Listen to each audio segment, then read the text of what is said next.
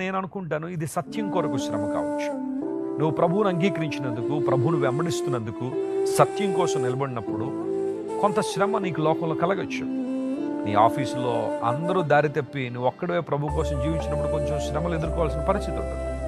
నీ స్కూల్లో కావచ్చు, నీ కాలేజీలో కావచ్చు, యూనివర్సిటీలో కావచ్చు, లేదా నువ్వు పనిచేసే ఏ స్థలంలోనైనా, అది ప్రైవేట్ సెక్టర్ కానివ్వండి, పబ్లిక్ సెక్టర్ కానివ్వండి, దేవుని కోసం నిలబడుతున్నప్పుడు నిందలు నువ్వు ఎదుర్కొంటున్నావేమో, మనుషులు నిన్ను అవమానిస్తున్నారేమో, లేదా నిన్ను చూసి అపహాస్యంగా మాట్లాడే వాళ్ళు కొంతమంది ఉన్నారేమో, ఇంకా కొంతమంది వదరబోతులు ఉంటారు, వాళ్ళకి అదే పని.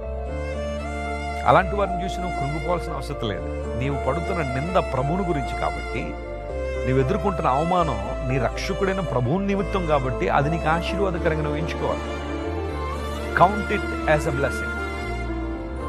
దేవుని కొరకు నువ్వు నింద అనుభవించినప్పుడు, అపహసించబడినప్పుడు ఆనందించమని బైబిల్లో ఉంది. ఎందుకోసం అంటే పరలోకమందు నీ ఫలము అధికమవుతుంది. యేసు ప్రభు చెప్పిన మాట. ఆయన ఎప్పుడు అబద్ధం ఆడువాడు కదా. ప్రభు కొరకు నువ్వు ఏదైతే ఎదుర్కొన్నావో శ్రమ, నీకు పరలోకంలో బహుమానం ఉంది.